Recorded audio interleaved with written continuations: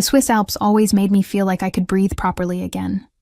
After a year working in Tokyo for an international pharmaceutical company, managing clinical trial logistics across 3 continents, I desperately needed the silence that only my mountain cabin could provide. The elevation alone felt therapeutic, as if every breath at 8,000 feet scrubbed away the accumulated stress of conference calls at midnight and navigating foreign regulatory frameworks in a language I barely spoke. I had purchased the cabin 3 years earlier with money from my grandmother's estate. She had always told me to invest in something that made my soul happy, not just my bank account. The small wooden structure sat on 2 acres of pristine wilderness outside Aspen, surrounded by aspens that turned golden every autumn and stayed skeletal and beautiful through winter. It had been my sanctuary, my escape from the corporate grind of pharmaceutical project management.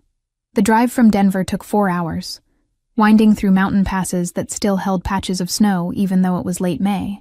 I had timed my return deliberately, wanting to arrive when the wildflowers were just beginning to bloom and the hiking trails were accessible but not yet crowded with summer tourists. My plan was simple.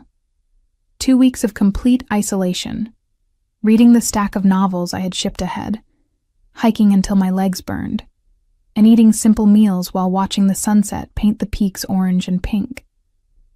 But as I turned onto the narrow dirt road leading to my property, something felt wrong. The gate was open. I always kept it locked, and I had the only key with me in Tokyo. My heart rate picked up as I drove slowly up the gravel path, scanning the trees for any sign of intruders or damage. Wildlife sometimes caused problems at high elevations, but bears did not open gates. Then I saw it. A silver SUV parked where my space should have been empty. A vehicle I recognized immediately because I had helped make the down payment 2 years ago when my younger sister Vanessa begged for help after her 3rd failed business venture. My stomach dropped as I pulled up beside it, my rental car suddenly feeling too small and inadequate next to her gleaming vehicle. I sat in the driver's seat for a long moment, trying to process what I was seeing. Vanessa lived in Boulder, in a condo I also knew about because she frequently complained about the rent. She had no reason to be here, no permission to be here. I had not spoken to her in nearly 4 months, not since our last phone call ended with her asking for money again, and me finally setting a boundary by saying no. The cabin looked different as I approached. The flower boxes under the windows held fresh plants, bright geraniums that I had not planted. The welcome mat was new, a cheerful pattern that clashed with the rustic aesthetic I had carefully maintained. My hands shook slightly as I pulled out my key, but before I could insert it into the lock, the door swung open. Vanessa stood there, wearing yoga pants and an oversized sweater, holding a coffee mug that I recognized as part of the set I kept in the cabin. Her blonde hair was pulled into a messy bun, and she smiled at me as if this was completely normal, as if she had every right to be standing in my doorway. "Chloe, oh my God, you are back early. I thought you were not coming until June." She stepped aside, gesturing for me to enter my own property. Come in. You must be exhausted from the drive." I walked past her, my body moving on autopilot while my brain struggled to catch up with the situation. The living room looked mostly the same, but there were subtle changes. A different throw blanket on the sofa, magazines I did not subscribe to on the coffee table, framed photos on the mantel that I had never placed there, including several of Vanessa with people I did not recognize. "What are you doing here?" I managed to ask, setting my bag down on the floor. My voice sounded strange, too calm for what I was feeling. "Oh, well, I have been staying here for a bit. Things got complicated with the condo situation, and I remembered you were abroad, and it just seemed silly for this place to sit empty when I needed somewhere quiet to figure things out." "Dar," she said it casually, as if borrowing someone's mountain retreat for months was perfectly reasonable between sisters. "You do not mind, right? I have been taking really good care of it." Before I could respond, before I could even begin to articulate the violation I was feeling, she continued talking, pulling me toward the kitchen with an enthusiasm that made my skin crawl. "Actually, I am so glad you are here because I want to show you something. I did a little renovation project. The kitchen was so outdated, Chloe. I mean, those cabinets were practically from the 1980s, and the countertops were just sad. So I had it remodeled. It looks amazing now. She pushed open the kitchen door with a flourish, like a game show host revealing a prize. I stopped breathing. My kitchen was gone. The warm pine cabinets I had refinished myself, spending 3 weekends carefully stripping and restaining the wood, had been replaced with stark white modern units. The butcher block countertops I had saved for months to afford were now cold gray quartz. The vintage farmhouse sink I had found at an estate sale was gone, replaced with a sleek undermount basin. Even the tile backsplash had been changed. The hand-painted Portuguese tiles I brought back from a conference in Lisbon, now replaced with generic white subway tiles. "Is this not gorgeous?" Vanessa beamed, running her hand along the quartz. It was just $55,000. Such a steal, honestly. The contractor said it would normally cost $70,000, but he gave me a discount because I let him use photos for his portfolio.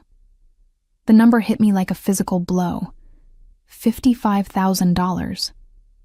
I opened my mouth, then closed it, unable to form words. My vision blurred at the edges, and I had to grip the doorframe to steady myself. 55,000, I repeated slowly. "Where did you get $55,000, Vanessa?" She waved her hand dismissively, already moving to the new coffee maker on the counter, another expensive appliance I had not purchased. "Oh, do not worry about that right now. Let me make you a cappuccino. This machine is incredible. It costs $2,000, but the milk frother is like something from a professional cafe." "Vanessa." My voice was sharper now, cutting through her cheerful chatter. "Where did you get the money?" She turned to face me, and for the first time, something flickered across her expression. Guilt, maybe, or calculation.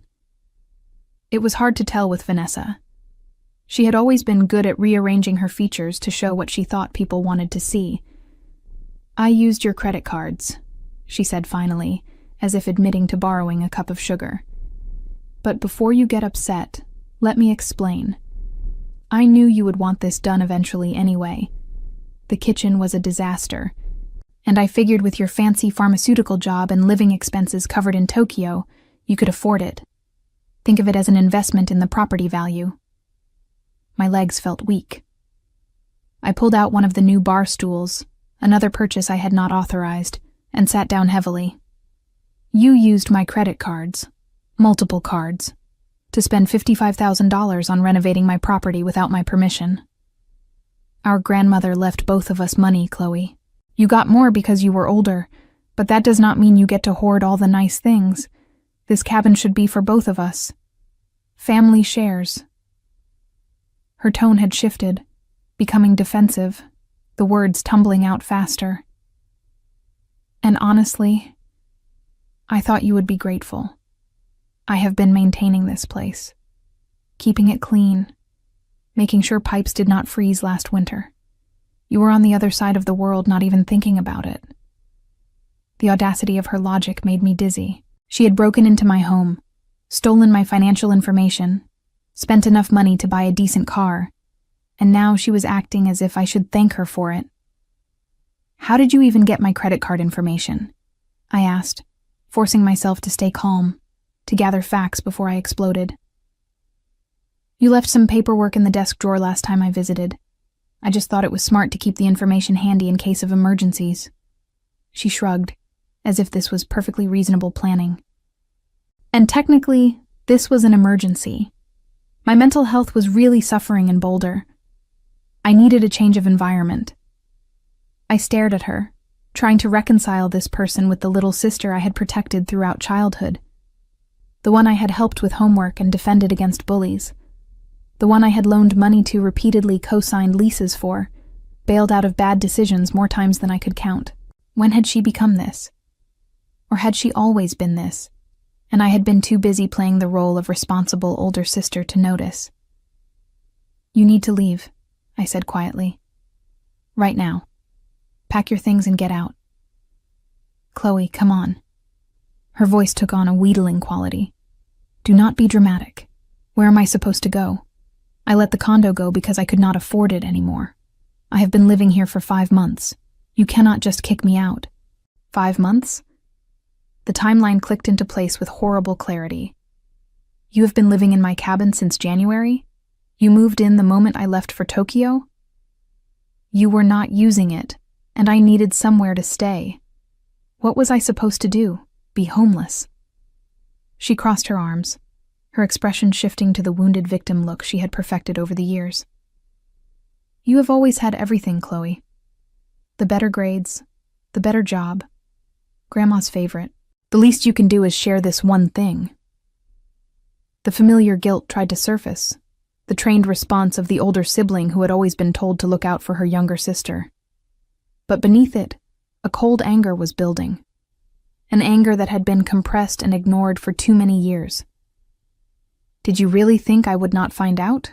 I asked. Did you think you could spend $55,000 on my credit cards and I would just never notice? I was going to pay you back eventually, she said, but her eyes would not meet mine. Once my online boutique takes off, I am working on a business plan. Your 5th business plan. Or is it the 6th? I have lost count of how many ventures I have funded that never materialized. I stood up, needing to move, to do something with the energy coursing through my body.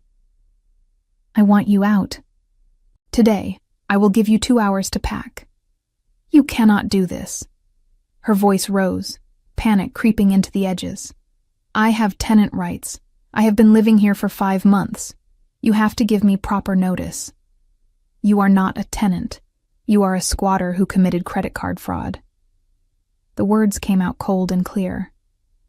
And if you are not gone by evening, I will call the police and explain exactly what you have done. Her face flushed red. You would not dare. I am your sister. You stopped acting like my sister the moment you decided to steal from me. I walked past her, needing to see the rest of the damage, to understand the full scope of what she had done. The master bedroom had been taken over completely. Her clothes filled the closet I had built with custom cedar shelving. The bathroom counter was covered with expensive skincare products, makeup, and hair tools. The bed had new linens, a designer duvet set that probably cost more than my entire month's rent in Tokyo. In the second bedroom, which I had used as an office, I found evidence of her supposed business venture. A laptop surrounded by product samples, pricing spreadsheets, and marketing materials for an online jewelry store that appeared to exist only in planning stages. The desk drawers held more discoveries, shopping receipts, credit card statements that should have been coming to my address in Tokyo but had clearly been intercepted, and a notebook filled with calculations that made my blood run cold. She had not just used my credit cards for the kitchen renovation. The statements showed charges going back months. Furniture purchases, electronics, clothing, restaurant bills, spa treatments. A hot tub installation that I had not even noticed yet, probably around the back of the cabin. The total, from what I could quickly calculate, was well over $90,000. $90,000 of my money, spent while I was working 70-hour weeks in a foreign country, managing pharmaceutical trials that could save lives, living in a tiny apartment because I was trying to be responsible with my finances. I heard Vanessa coming down the hallway, her footsteps tentative now. She appeared in the doorway, and whatever she saw on my face made her step back. It is not as bad as it looks, she started, but I held up a hand. Do not. Just do not. I gathered the credit card statements, my hands steady despite the rage vibrating through my entire body. I am going into town. When I get back in 3 hours, you will be gone. Every single thing you brought here, you will take with you. If I find even a toothbrush that belongs to you, I will add it to the police report I am going to file. Police report? Her voice cracked. Chloe, please. You are overreacting. We can work this out. I will pay you back. I promise. Your promises are worthless. I walked past her again, grabbing my bag from the living room. 3 hours, Vanessa. And I want the house key you made. I do not have another key. The lie was automatic, but her eyes gave her away. Fine, then I will change the locks. Add it to your tab.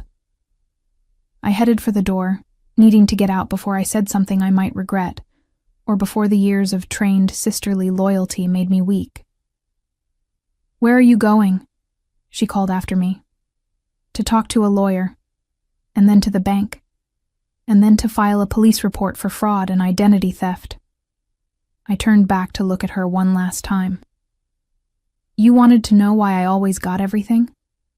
It is because I worked for it. I earned it. I did not steal it from people who loved me.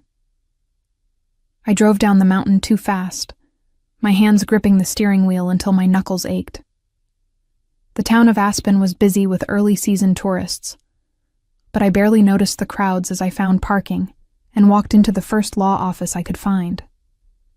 The receptionist took one look at my face and somehow got me an immediate consultation with a partner. Attorney Catherine was a woman in her 50s, with sharp eyes and an efficient manner.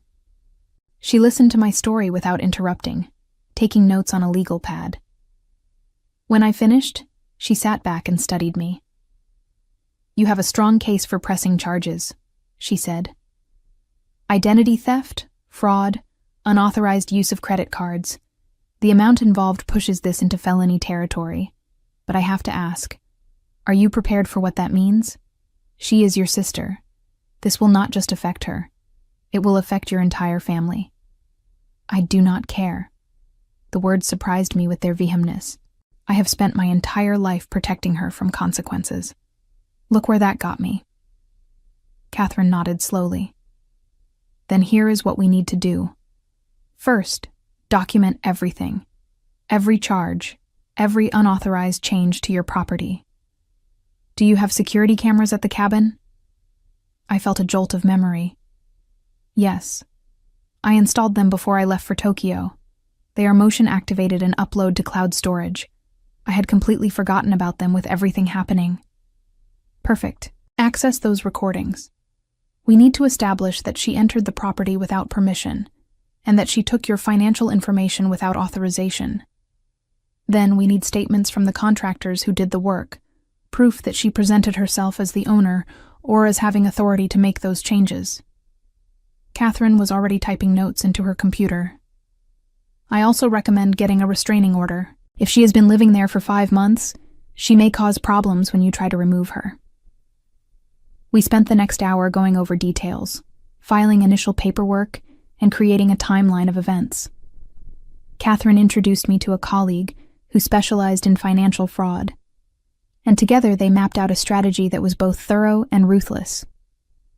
By the time I left the law office, it was late afternoon. I stopped at the bank to freeze my credit cards, file fraud reports, and begin the process of disputing the charges. The banker, a sympathetic woman named Jennifer, walked me through each step and promised to flag my accounts for any suspicious activity. I see this more often than you would think, she told me quietly. Family members who think they are entitled to access. It is always hardest when it is someone you trusted. My last stop was the police station. The officer who took my report was professional, but clearly uncomfortable with the family dynamics. He assured me that they would investigate, that the evidence I was gathering would be crucial, and that I should not hesitate to call if Vanessa became threatening or refused to leave. When I finally drove back up the mountain, the sun was setting behind the peaks, painting everything in shades of orange and purple. It should have been beautiful. It should have been the peaceful homecoming I had imagined during the long flight from Tokyo. Instead, it felt like driving toward a confrontation I should have had years ago. The silver SUV was gone when I arrived. The cabin sat silent and empty, the new welcome mat somehow mocking in the fading light. I sat in my car for a long moment, gathering my courage, before I finally went inside to see what damage my sister had left in her wake. The cabin felt violated as I walked through it room by room. Vanessa had indeed left, but her departure had been spiteful rather than apologetic. In the kitchen, cabinet doors hung open, revealing that she had taken half the dishes, including pieces from a hand-painted set my grandmother had given me. The expensive coffee maker was gone. So was the new toaster, the blender, and most of the premium cookware she had apparently purchased with my money. The living room was missing the throw blankets, decorative pillows, and a hand-woven rug that had been a gift from a colleague in Peru. She had unscrewed bulbs from lamps, leaving the fixtures useless. The framed photos remained on the mantel, as if she wanted me to see the evidence of the life she had built here in my absence, pretending this was her home. In the master bedroom, the expensive linens were gone, stripped from the bed and taken along with most of the hangers from the closet. She had left a mess of tissue paper and shopping bags, evidence of her spending spree scattered across the floor like accusations. The bathroom cabinet doors stood open, showing empty shelves where hundreds of dollars of products had been. But the office was the worst. She had taken the laptop, of course, but she had also cleared out files from the desk, including personal documents I had stored there. Birth certificate, passport copies, tax returns. My stomach twisted as I realized she had even more of my information than I had initially thought. The notebook with her calculations was gone too, probably because it contained evidence of her fraud. I found her parting message on the bathroom mirror, written in lipstick. "You always were selfish." The word hung there in smudged red, distorted in my vision as tears finally came. Not tears of sadness, but of rage so pure it burned. I grabbed a towel and scrubbed at the mirror until the lipstick was gone and my reflection stared back at me, wild-eyed and disheveled from travel and anger. My phone buzzed. A text from an unknown number. "Hope you are happy. You just made your own sister homeless. Mom would be so disappointed in you." I blocked the number immediately, then called Catherine, the attorney. She answered on the third ring, her voice alert despite the late hour. "She is gone, but she took a lot of things, including some of my personal documents," I said without preamble. "Birth certificate, tax returns, things she could use to open more accounts in my name. File an additional police report tonight. Document what is missing. And freeze your credit immediately through all 3 bureaus. I will file for an emergency restraining order first thing tomorrow morning." Catherine's voice was calm but urgent. "Chloe, this is escalating. People like your sister, when they feel cornered, they often lash out. Be careful." After we hung up, I spent 2 hours documenting everything. I took photos of every room, every empty space where something had been, every bit of damage. Then I logged into the security camera system, my heart pounding as I navigated to the archived footage. The recordings were comprehensive. The cameras had captured Vanessa arriving in January, just 3 days after I left for Tokyo. The footage showed her using a key to enter, which meant she had made a copy at some point during her previous visit. Over the following weeks, the cameras captured delivery trucks, contractor vehicles, furniture shipments. One clip showed Vanessa on her phone, gesturing animatedly at the kitchen while a man in work clothes took notes. But the most damning footage was from a day in March. The camera in the office had captured Vanessa rifling through my desk, finding my credit cards and financial documents. She had photographed them with her phone, taking multiple pictures to ensure she had all the numbers and security codes. The timestamp and her clear face in the frame were perfect evidence of premeditation. I downloaded everything, backed it up in 3 separate locations, and sent copies to Catherine. Then I finally allowed myself to collapse on the sofa, which at least Vanessa had not taken with her, and stared at the ceiling while my mind raced through possibilities. The money was one thing. $90,000 was catastrophic, but I could potentially recover some of it through fraud claims and insurance.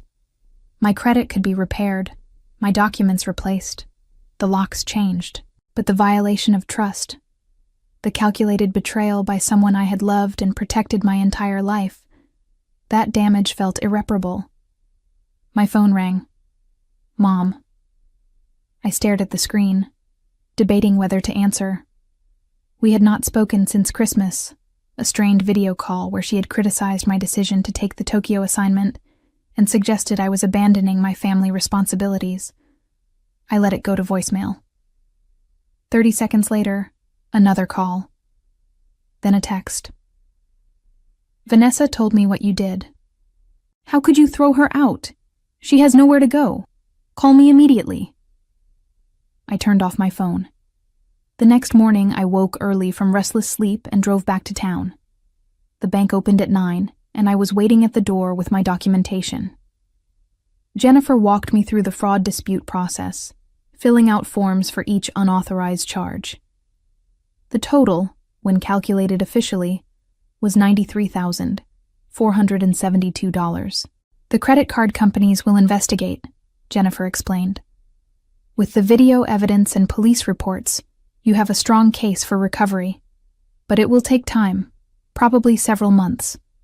In the meantime, those charges are on your cards, accumulating interest." "Can I make a withdrawal from my savings to pay them off while the disputes are processed?" I asked. "I do not want my credit destroyed while we wait for justice." "You can, but I would not recommend wiping out your emergency fund. Let us see what the investigation turns up first." She hesitated, then added quietly, "I know this is hard, but you are doing the right thing. People like your sister count on their victims being too guilty or too tired to fight back." At the police station, Detective Russell took my additional report and reviewed the security footage I had brought on a flash drive. He was younger than I expected, probably in his early 30s, with a serious demeanor that inspired confidence. "This is excellent evidence," he said, watching the footage of Vanessa photographing my credit cards. "Clear premeditation. Combined with the amounts involved, we are looking at multiple felony charges: identity theft, fraud, possibly forgery if she signed your name on any contracts with the contractors." "How long before charges are filed?" I asked. "I will present this to the district attorney this week. Given the evidence, I expect they will move forward quickly." He paused, studying me. "But I have to warn you, family cases get complicated. There will be pressure on you to drop the charges. Are you prepared for that?" I met his eyes steadily. "I am more prepared than I have ever been for anything." Detective Russell nodded. "Good. Because based on what I am seeing here, your sister has probably done this before. People do not start with $93,000 in fraud. They work up to it.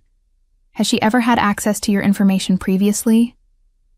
The question stopped me cold. "She has asked to borrow money several times over the years.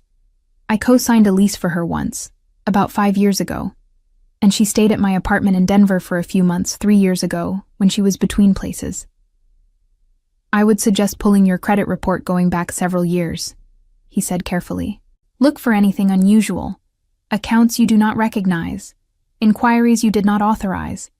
If there is a pattern, it strengthens our case." I left the station with a growing sense of dread and drove to a coffee shop with reliable internet.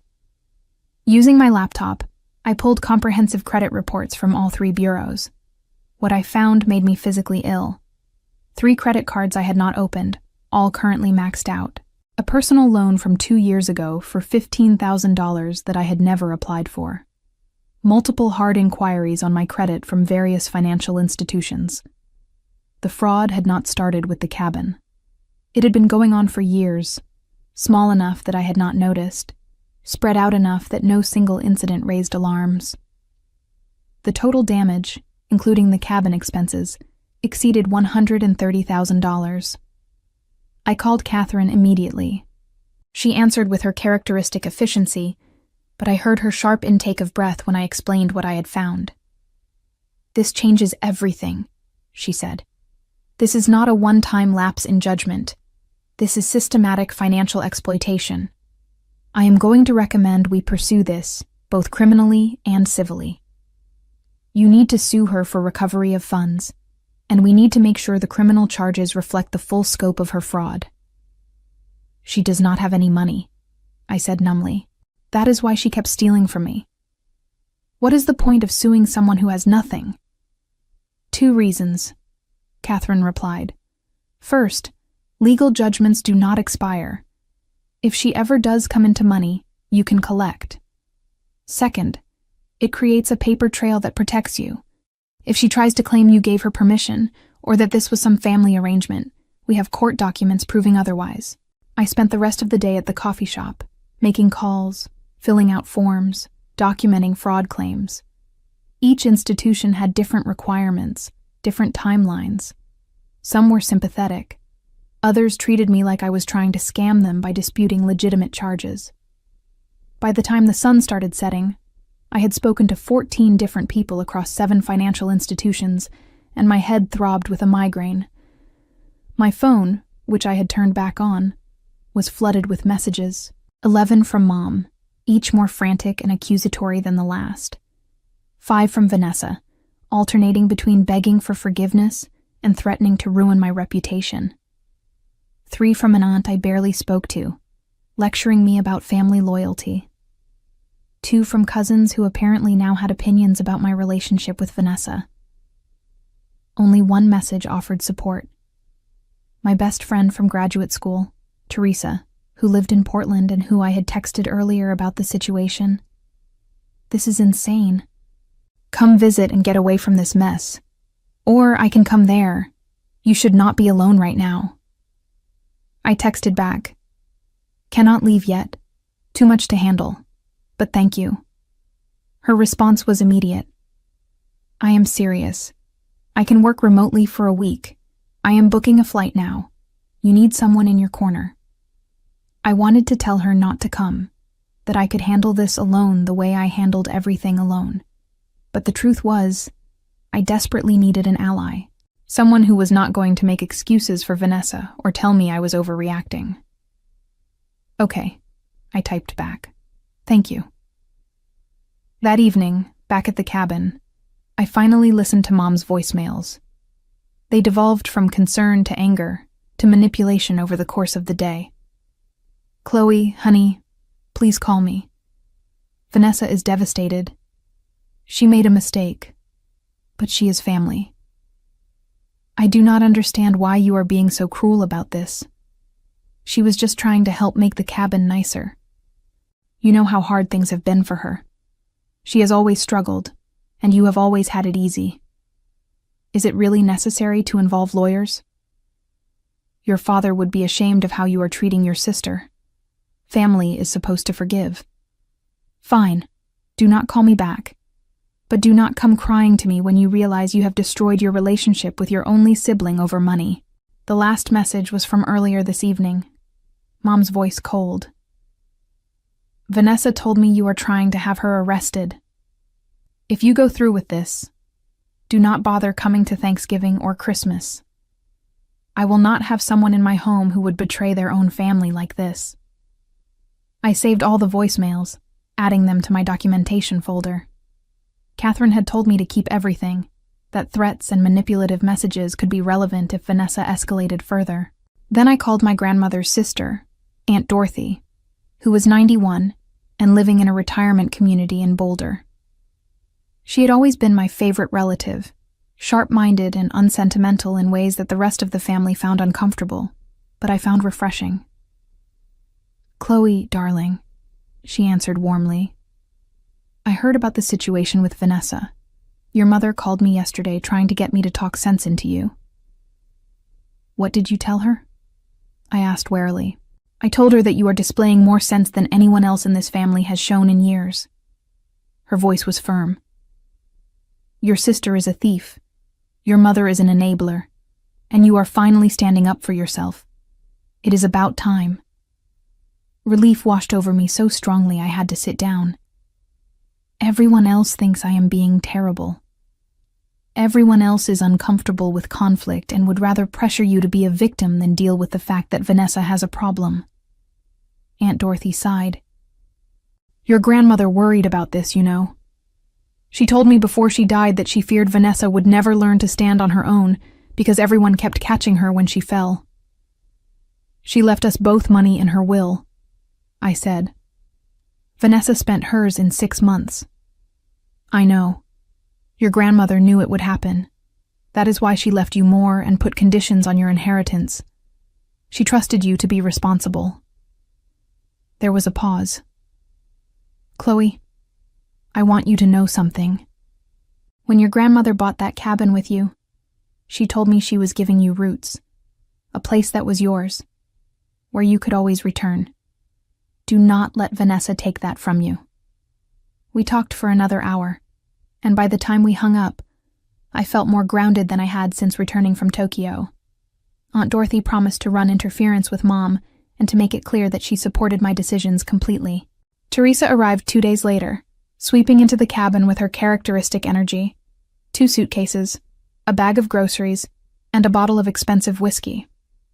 "Okay," she announced, setting everything down. "I am here to provide moral support, strategic planning, and excellent meals. Also, I brought booze because you look like you need it." I hugged her tightly, feeling some of the tension in my shoulders finally release. Teresa had been my roommate in graduate school when I was getting my degree in pharmaceutical sciences. She worked in environmental consulting now, managing cleanup projects for contaminated sites, and she had a no-nonsense approach to problems that I desperately needed. We spent the evening catching up, drinking whiskey, and going through all my documentation. Teresa had a background in project management, and she approached my sister's fraud like a contamination site that needed systematic remediation. "First, we need to make sure all your accounts are secure," she said, making notes on her tablet. "Second, we need to ensure you have copies of everything in multiple secure locations. Third, we need to document the property damage and get estimates for restoration. Fourth, we need to prepare for the criminal proceedings and potential civil trial." "When did my life become a legal strategy session?" I asked, staring into my glass. "When your sister decided to commit multiple felonies against you." Teresa's voice was matter-of-fact. "But here is what you need to understand. You are going to win this. Not because karma exists, or because justice always prevails, but because you have evidence, resources, and the willingness to follow through. Most people in your situation would cave under family pressure. You are not going to do that. Mom said I am dead to her if I press charges. Then she made her choice. You did not ask Vanessa to steal from you. You did not ask your mother to prioritize a thief over a victim. You are allowed to protect yourself, even from family. Especially from family." Teresa poured us both another drink. "Besides, your mom will come around eventually. When Vanessa inevitably does this to someone else and the pattern becomes undeniable, your mom will have to face reality." The next morning, we drove into town to meet with contractors for estimates on returning the kitchen to something closer to its original condition. The white cabinets Vanessa had installed were cheaply made despite their expensive price tag, already showing wear after just a few months. The quartz countertops were fine quality, but they did not fit the cabin's aesthetic at all. A contractor named James walked through the space, taking measurements and photos. "I can restore this to match the original style," he said. "Keep the quartz if you want to save money, but replace the cabinets with custom pine to match the rest of the house. We can also source vintage-style fixtures to replace what was removed. Total cost would be around $30,000. Another chunk of money I had not planned to spend, but I authorized the work. Catherine had assured me that I could include restoration costs in my civil suit against Vanessa, though actually collecting would be another matter. While we were in town, Detective Russell called. "The district attorney is moving forward with charges. Multiple counts of identity theft, fraud, and forgery. Given the amounts involved and the premeditation, we are looking at significant jail time if she is convicted. She will be arrested within the next 48 hours. My stomach flipped. Hearing it stated so officially made it real in a way it had not been before. My sister was going to be arrested. There would be a trial. Our family would be forced to confront what she had done. "What do I need to do?" I asked. "Just be available for testimony when the time comes, and stay safe. Make sure your security is updated, cameras are working, doors are locked. People facing felony charges sometimes make desperate decisions." After we hung up, Teresa looked at me seriously. "Do you want to stay at a hotel in town until this is over? We could pack up and leave today." I looked around the cabin, at the mountains visible through the windows, at the space my grandmother had helped me create.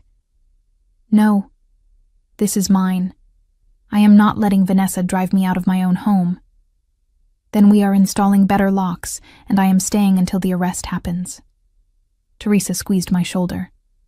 No arguments. That afternoon, while a locksmith installed new deadbolts and upgraded the security system, I finally called Mom. She answered on the first ring, her voice icy. "I hoped you were calling to tell me you came to your senses," she said. "Vanessa stole over $130,000 from me, Mom. That is not a mistake. That is not a cry for help. That is systematic criminal fraud that has been going on for years." I kept my voice level, refusing to get emotional. "She is being arrested in the next 2 days. You could stop this if you wanted to. You could drop the charges." No, I could not. Identity theft is prosecuted by the state, not by victims. And even if I could drop charges, I would not. She needs to face consequences for once in her life. "She is your sister." Mom's voice cracked. "How can you do this to family?" "She did this to family first, Mom. She stole from me. She violated my trust. She committed crimes against me. And instead of being horrified by what she did, you are trying to make me the villain for protecting myself." I took a breath. "I love you. But if you cannot support me in this, then we do not have anything more to say to each other right now.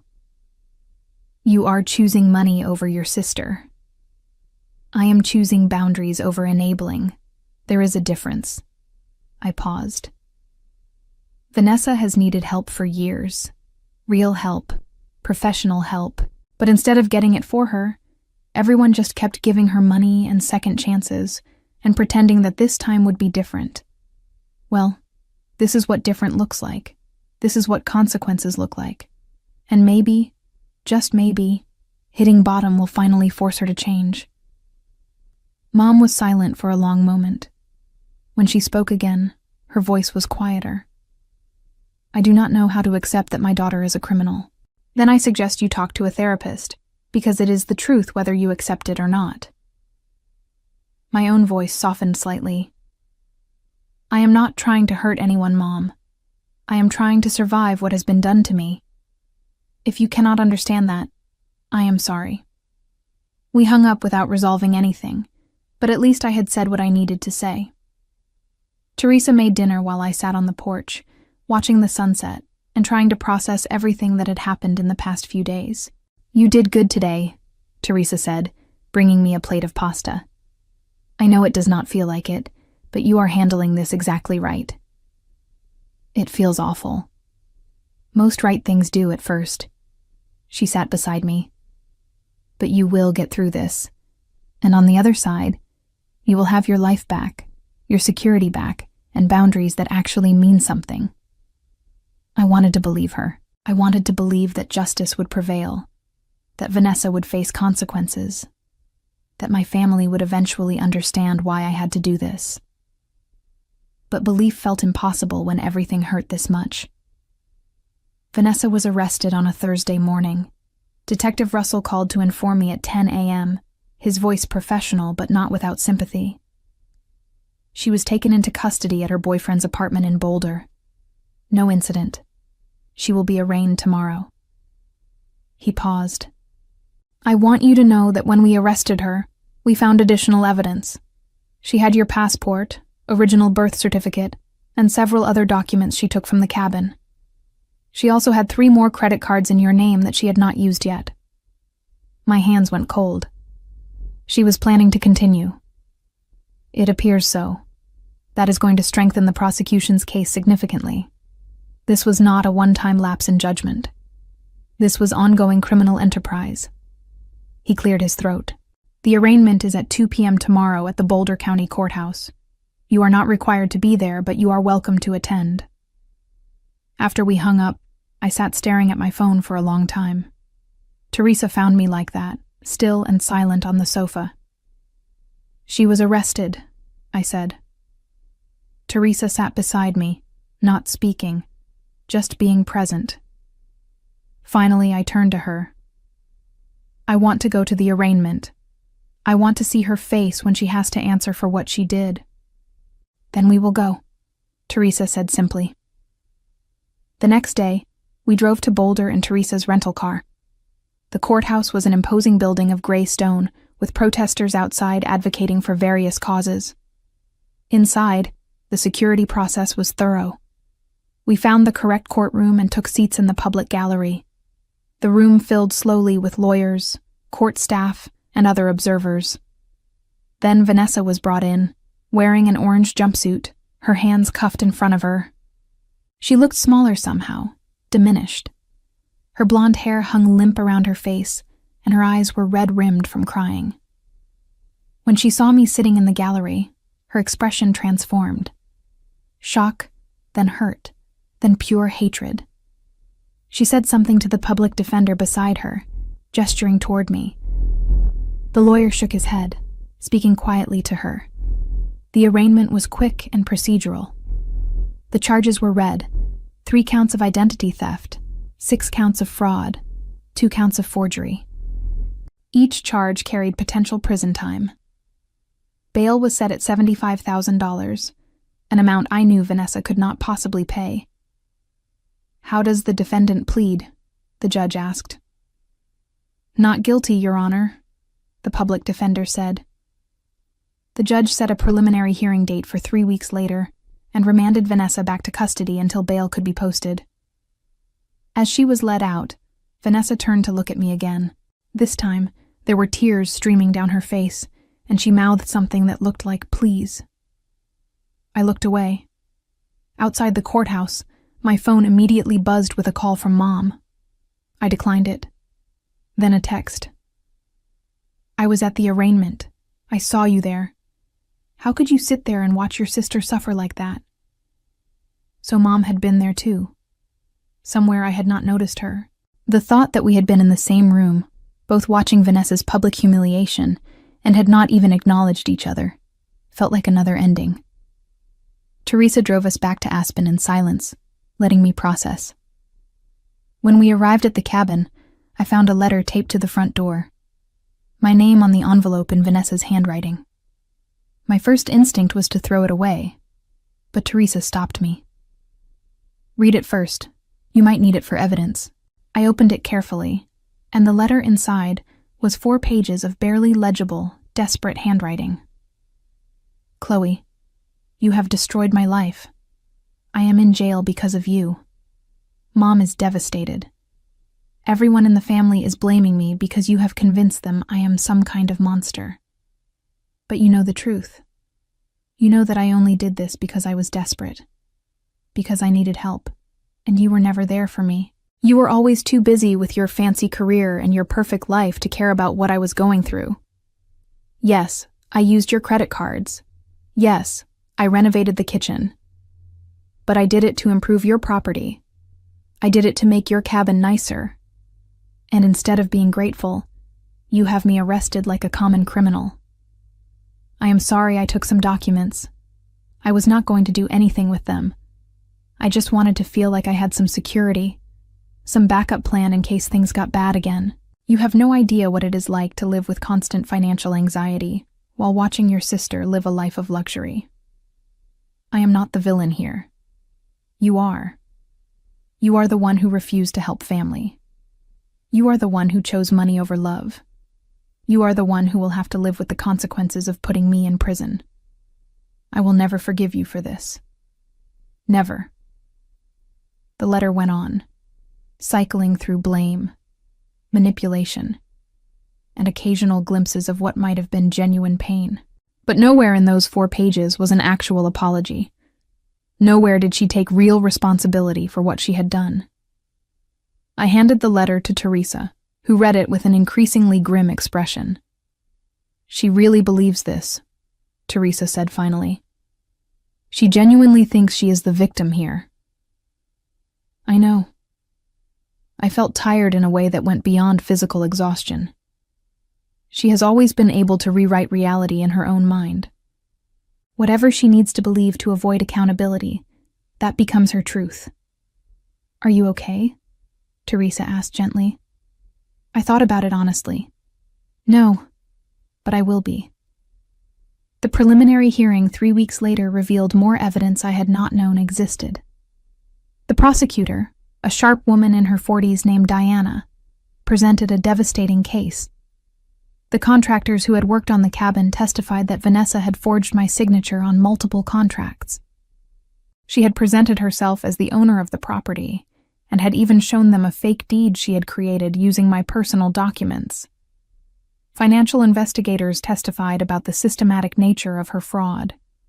The 3 credit cards she had opened years earlier, the personal loan, the dozens of smaller charges that had been spread across multiple accounts, always just under the threshold that might trigger alerts. It painted a picture of someone who had been carefully, methodically stealing from me for at least 4 years. I testified about finding her in the cabin, about discovering the renovations, about the moment I realized the full scope of the betrayal. Diana walked me through each discovery, making sure the judge understood not just the financial impact, but the emotional violation. "How did it feel when you realized your sister had been living in your home without permission?" Diana asked. "Like everything I thought I knew about my family was a lie," I answered honestly. "Like I had been protecting someone who saw me as nothing more than a resource to exploit." Vanessa's public defender tried to paint her as desperate, as someone suffering from mental health issues who had made poor choices under duress. But the evidence was overwhelming. The judge ordered her held for trial, denying bail reduction. As I left the courthouse that day, I encountered Mom in the hallway. She looked older than I remembered, worn down by the stress of the past month. We stared at each other for a long moment. "Are you happy now?" she asked finally. "Is this what you wanted?" "I wanted my sister not to steal from me," I replied evenly. "I wanted my family to support me when I was victimized. I wanted someone to hold Vanessa accountable before it got to this point. But we do not always get what we want, do we?" "She is going to prison." Mom's voice broke. "My daughter is going to prison. Your daughter committed felonies, repeatedly, for years." I kept my voice gentle but firm. "I am sorry that hurts you. I am sorry this is happening. But Vanessa made these choices, not me. If you want to be angry with someone, be angry with her for putting all of us in this position." Mom shook her head, tears streaming down her face. "I do not know you anymore." "Maybe you never did," I said quietly. "Maybe you only knew the version of me who would let herself be hurt to keep the peace." I walked away, Teresa beside me, and did not look back. The trial was set for 8 weeks later. In the meantime, my fraud disputes were being resolved. The credit card companies, faced with video evidence and criminal charges, were reversing most of the charges. The personal loan was being cleared from my credit report. My credit score, which had been devastated by Vanessa's actions, was slowly recovering. Catherine filed the civil suit against Vanessa, seeking full restitution plus damages. "She will never be able to pay this," Catherine warned me. "Even if she works for the rest of her life, she will probably never have this kind of money." "I know," I said, "but I want it on record. I want there to be legal documentation of exactly what she took from me." The cabin was slowly being restored. James and his crew had removed the white cabinets and were building custom pine replacements that matched the original style. The kitchen was starting to look like mine again, like the space my grandmother and I had envisioned. Teresa had to return to Portland for work, but she called every other day to check on me. Aunt Dorothy visited twice, bringing homemade soup and fierce moral support. A few cousins reached out quietly, admitting they believed me, and were appalled by what Vanessa had done. But the majority of my family sided with Mom and Vanessa. I was uninvited from a cousin's wedding. My uncle sent a long email about forgiveness and family loyalty that conveniently ignored what had been done to me. Relatives I had not spoken to in years suddenly had strong opinions about my choices. I learned to live with being cast as the villain. It hurt, but it also clarified things. The people who truly cared about me understood. The people who prioritized comfort over justice were showing me exactly who they were. The trial, when it finally came, lasted 3 days. I testified again, this time to a jury. They listened carefully as Diana presented the evidence, piece by piece, building an unassailable case. The security footage of Vanessa photographing my credit cards, the forged signatures, the systematic pattern of theft over years. My testimony about the impact on my finances, my credit, my sense of safety. Vanessa testified in her own defense, and it was painful to watch. She cried. She apologized, finally, saying she knew what she had done was wrong, but that she had been desperate. She painted herself as someone who had made terrible mistakes out of need, not malice. But Diana's cross-examination was thorough. She walked Vanessa through each lie, each manipulation, each calculated theft. By the end, even Vanessa's public defender looked defeated. The jury deliberated for less than 4 hours. Guilty on all counts. The sentencing hearing happened 2 weeks later. I sat in the courtroom, the same one where this had all begun months earlier, and watched as the judge reviewed the case file. Vanessa stood at the defense table, her orange jumpsuit replaced with ill-fitting civilian clothes her lawyer had provided. She looked thinner, her face gaunt and pale under the fluorescent lights. Diana presented a sentencing recommendation: 8 years in state prison, followed by probation and mandatory restitution. The defense argued for leniency, citing Vanessa's lack of prior criminal history, her supposed mental health issues, and her family obligations. The judge asked if I wanted to make a victim impact statement. I stood, my legs steady despite the adrenaline coursing through my system, and faced my sister directly. Vanessa and I grew up together, I began. I protected her on the playground. I helped her with homework. I loaned her money when she needed it. I co-signed leases. I gave her places to stay. I did these things because I loved her, and because I believed family took care of each other. But somewhere along the way, Vanessa started seeing me not as her sister, but as a resource to exploit. She did not just steal money from me. She stole my sense of security. She stole my ability to trust. She violated every boundary and relationship we had, and she did it systematically, deliberately, over years. The hardest part is not the financial damage, though that has been devastating. The hardest part is realizing that someone I loved viewed me with such contempt that she believed she was entitled to destroy my financial stability for her convenience. The hardest part is knowing that even now, after everything, she still does not truly understand that what she did was wrong. She is sorry she got caught, not sorry she hurt me. I do not want Vanessa to suffer, but I do want her to face real consequences for the first time in her life. I want her to understand that actions have repercussions, and I want to be able to sleep at night knowing that she cannot do this to anyone else while she is incarcerated. I sat down. Vanessa was crying, but she did not look at me. Mom, sitting in the gallery, had her face in her hands. The judge took a moment, reviewing documents before speaking. This court has reviewed all the evidence presented. The defendant engaged in a sophisticated, long-term pattern of identity theft and fraud against her own sister. The breach of trust here is profound. The financial damage is extensive, and the lack of genuine remorse is concerning. Vanessa, you are sentenced to 6 years in the Colorado Department of Corrections, followed by 5 years of supervised probation. You are ordered to pay full restitution in the amount of $132,472 plus interest. You will also be required to complete mental health counseling and financial literacy courses as conditions of your eventual release. The gavel came down with finality. Vanessa let out a choked sob as the bailiff moved forward to take her back into custody. As she was led away, she turned to look at me one final time. Her face was a mixture of devastation and anger, tears streaming down her cheeks, mascara leaving dark trails. Her mouth formed words I could not hear, but the hatred in her eyes was unmistakable. I felt nothing but relief. Outside the courthouse, Mom approached me one final time. She looked broken, aged beyond her years by the stress of the trial and its outcome. 6 years, she whispered. My baby is going to prison for 6 years. Your baby committed crimes that warranted a decade, I replied quietly. She got a relatively light sentence considering everything she did.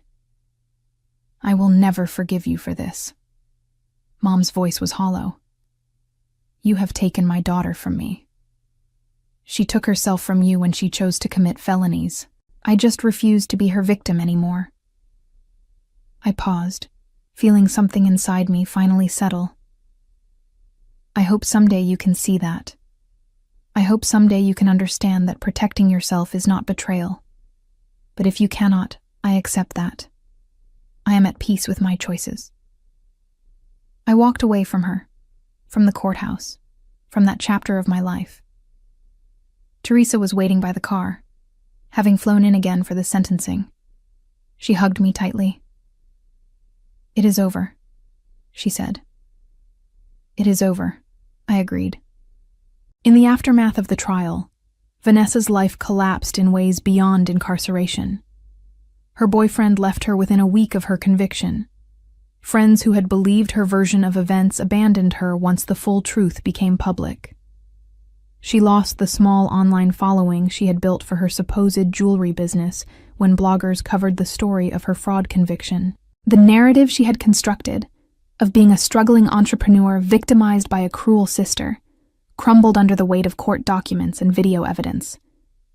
In prison, she faced the daily reality of her choices, with no one to manipulate, no credit cards to steal, no family money to access. She was, for the first time in her adult life, forced to survive on her own merit, and by all accounts, she struggled profoundly. As for me, I returned to my cabin in the mountains, restored now to something close to what it had been before Vanessa's violation. I sat on the porch in the evening, watching the sunset paint the peaks in shades of gold and crimson, and felt something I had not experienced in months. Peace. My grandmother had been right about roots, about having a place that was mine alone. I had fought to keep it, paid a high price in family relationships and emotional turmoil, but in the end, I had won. Not because I wanted revenge, but because I had finally learned that protecting myself was not selfishness, it was survival.